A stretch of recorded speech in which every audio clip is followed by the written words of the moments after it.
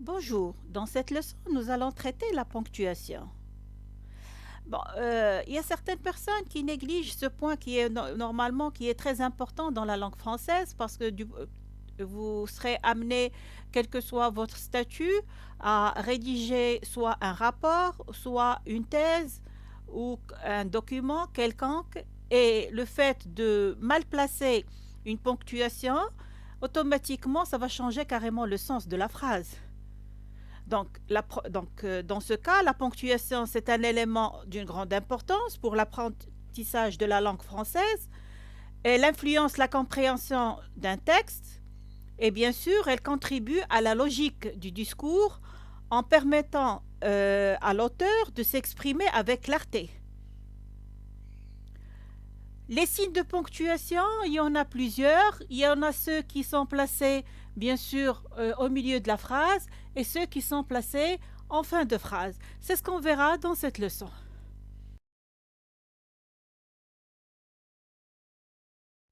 La ponctuation, elle donne des indications sur la façon dont un texte doit être lu et compris.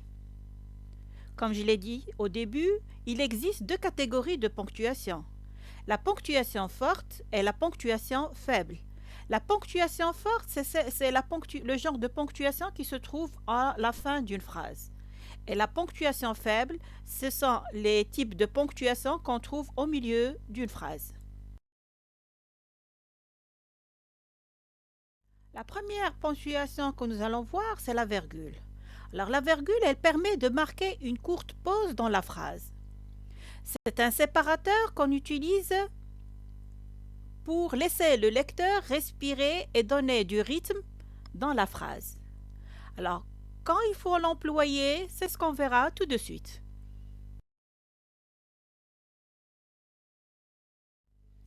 La virgule est utilisée dans plusieurs cas. Premier cas, on peut utiliser une virgule dans le cas d'une énumération ou bien une liste des éléments ou bien de choses.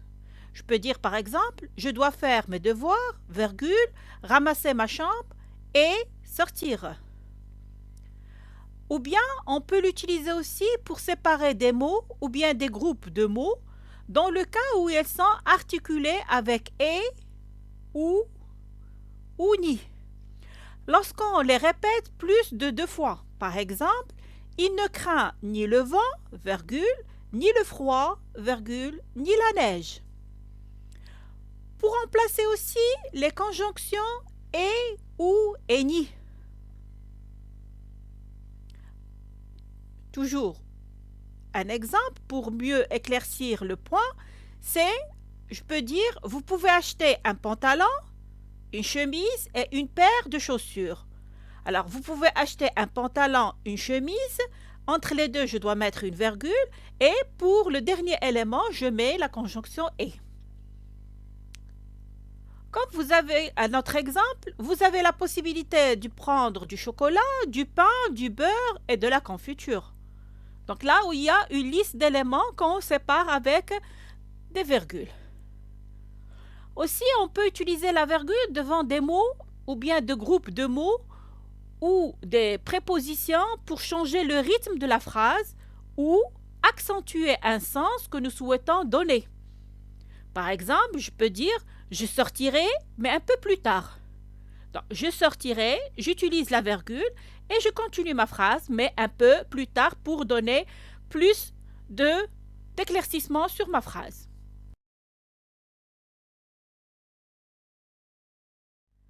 On peut utiliser aussi la virgule pour mettre en relief un élément placé en tête de phrase. Par exemple, je peux dire moi, virgule, je ne croirai jamais à une telle chose. Un autre cas, pour isoler ou encadrer des mots ou un groupe de mots ou propositions qui donnent des informations complémentaires. Par exemple, je peux dire que les touristes, virgule, charmés par ce beau paysage, virgule, vont faire une longue randonnée. Ou encore, un autre exemple, l'enfant, virgule, épuisé par cette première journée d'école, virgule, s'est rapidement endormi. La virgule, on peut l'utiliser aussi pour signifier un déroulement dans le temps. Qu'est-ce qu'on entend par un déroulement dans le temps? Par exemple, je la rencontre, je lui demande son prénom, elle me le donne. Donc ce sont des actions qui sont successives et entre chaque action, je place ma virgule. Je peux aussi utiliser la virgule après le nom de lieu dans l'indication des dates. Par exemple, quand je veux utiliser sa fille, virgule, je mets le 31 mars 2020. Donc là, on place la virgule après le nom du lieu.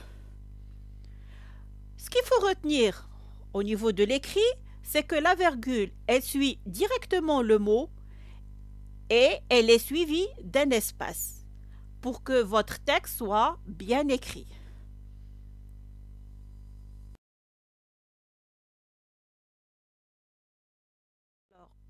Le point-virgule. Il permet de marquer une pause plus importante que celle de la virgule. Il est souvent utilisé pour marquer une séparation nette dans la phrase sans avoir recours au point.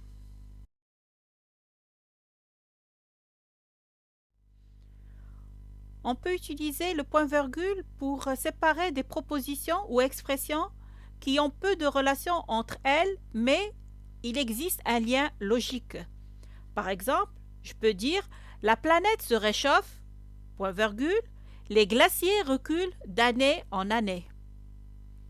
Un autre cas, lorsque la deuxième proposition, elle débute par un adverbe. Par exemple, « Il a eu une panne d'essence, point virgule, heureusement qu'une station est à proximité ». Le point-virgule, on peut l'utiliser aussi pour mettre en parallèle deux propositions. À titre d'exemple, je peux dire que Sarah aime la mer, point virgule, sa cousine préfère la montagne. Et en dernier, pour séparer les termes d'une liste introduite par un deux points. Par exemple, je peux dire acheter du supermarché, deux points, 2 kg de dattes, point virgule, 1,5 kg de viande, un demi-kilo de fromage râpé. Donc là, mes achats sont séparés par des points virgules. Le point virgule, lorsque vous l'utilisez, il faut faire attention à ce que vous mettiez toujours l'espace avant et après.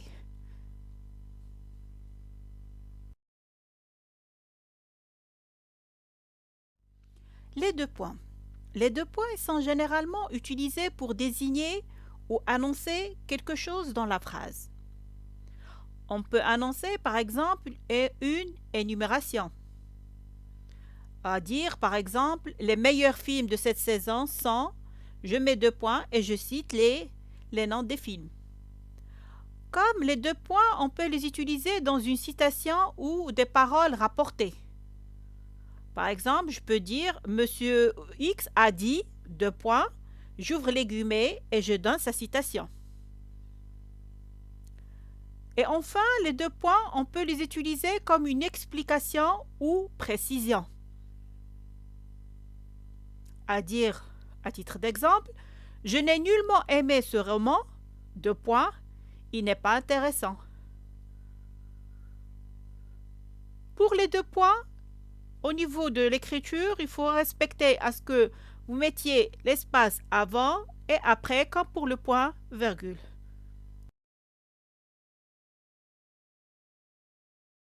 Le point, qui fait partie de la ponctuation forte, il est placé en fin de phrase et bien sûr, il est utilisé pour les phrases déclaratives où l'intonation est descendante. Par exemple, je peux dire « Voici une très belle histoire ». Pour l'espace, il faut toujours le placer après le point et jamais avant.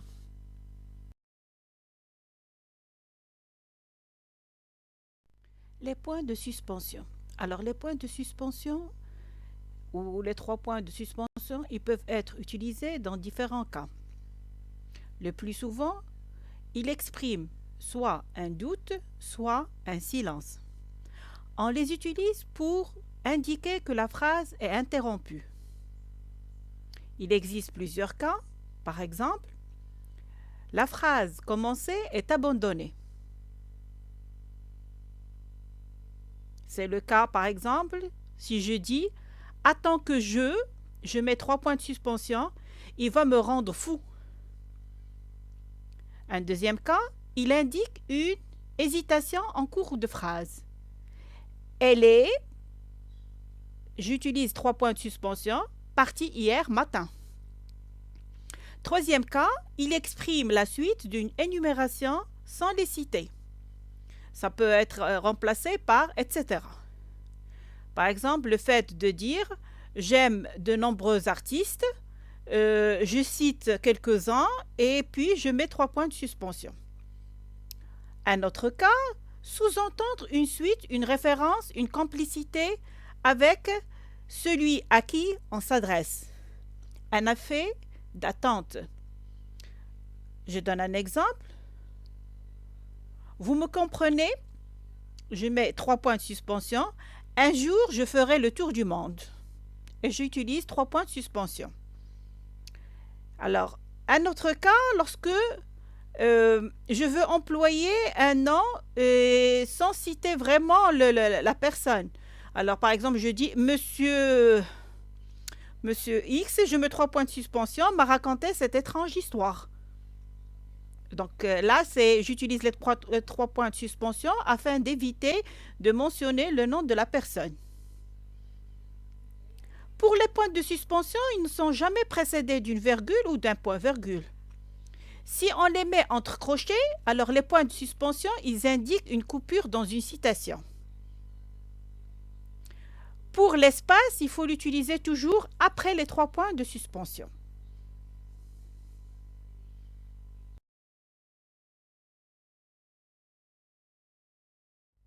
Le point d'exclamation.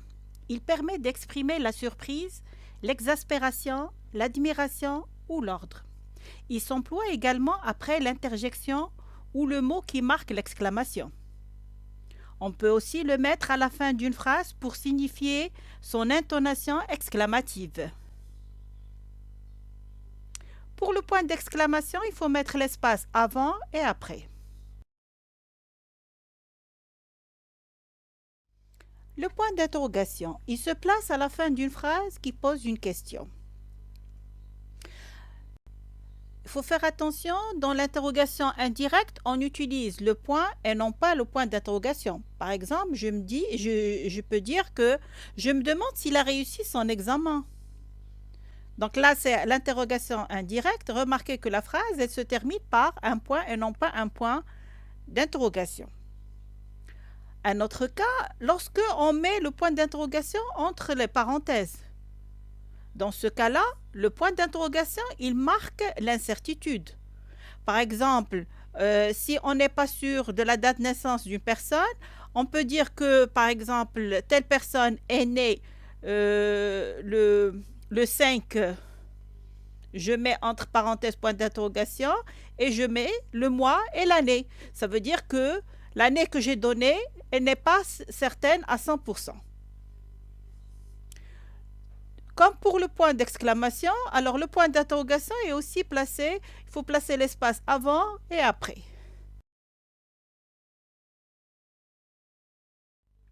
Alors les guillemets. Les guillemets, c'est une invention de Guillaume qui est appelée guillemets en 1525.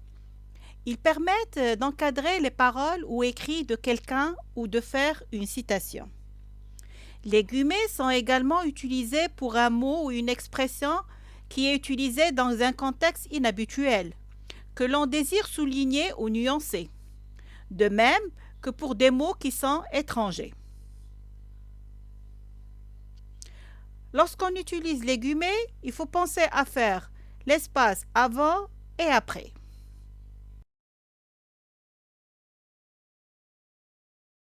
Alors, les parenthèses. Les parenthèses, ils permettent d'isoler un mot ou un groupe de mots à l'intérieur d'une phrase. Pour ajouter un commentaire, une précision. Concernant la ponctuation finale, on suit la même règle que pour les guillemets en mettant le point à l'extérieur des parenthèses si elles ne contiennent qu'un segment de phrase. Les parenthèses, elles permettent également de signaler des variantes de genre et de nombre. Et à la fin, les parenthèses, ils encadrent un chiffre arabe et deviennent ce qu'on appelle un appel de notes.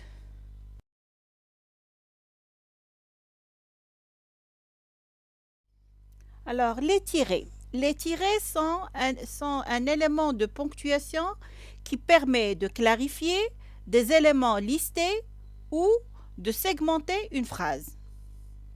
On les utilise soit dans un dialogue pour indiquer le changement d'interlocuteur, soit pour encadrer une phrase ou un segment de phrase, et là, il joue le même rôle que les parenthèses.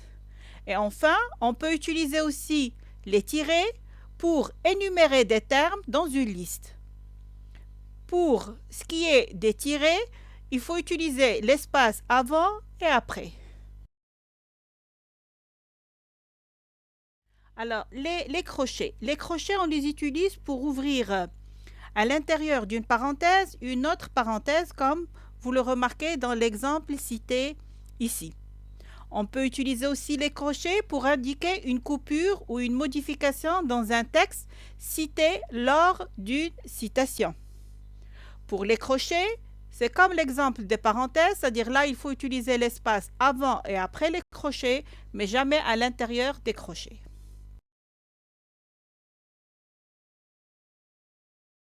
L'astérisque. Il s'emploie dans deux cas. Le premier cas, c'est un appel de notes, en les mettant entre parenthèses. Seulement, il faut respecter d'une façon générale 3 renvois par page. Le deuxième cas, c'est comme pour les points de suspension, c'est-à-dire on peut, c'est-à-dire au lieu de citer par exemple un nom, d'utiliser seulement les étoiles, ou qu'on appelle aussi l'astérisque.